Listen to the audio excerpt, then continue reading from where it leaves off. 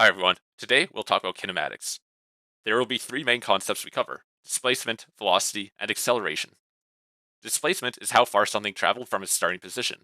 Under constant velocity, it is simply just velocity multiplied by time. In this case, when plotting the position versus time, it will have a linear slope because the velocity is constant.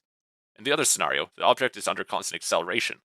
The formula for displacement changes by adding an additional 1/2 at squared term onto it. The graph of position versus time under constant acceleration no longer has a linear slope. Instead, it is parabolic. Moving on to velocity and acceleration. The velocity is simply just the change in position over time, while the acceleration is the change in velocity over time. It may look like there are a lot of formulas, but really these are all very similar. In these cases, you can just choose which formula you know the variables for.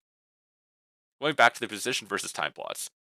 The slope is the velocity, as that represents the change in position over time. If we plot the velocity versus time, the slope of that plot equals acceleration, as the acceleration is simply the change in velocity over time. So we've looked at a lot of equations, but there really isn't as much as it seems. Most of the equations were very similar, and we'll be working with four main equations: the displacement, average velocity, velocity displacement, and velocity equation. Let's look at an example. A car accelerates from rest at 3 meters a second squared for 5 seconds. Calculate the final velocity and displacement of the car. We start by writing down the variables given in the equation. The initial velocity is 0 because the car starts at rest. The acceleration is 3 meters a second squared, and the car accelerates for 5 seconds. Using the displacement equation, we plug in the values we know and we get a displacement of 37.5 meters. Moving on to find the final velocity, we use the velocity equation. Plugging in the values we have, we get a final velocity of 15 meters a second.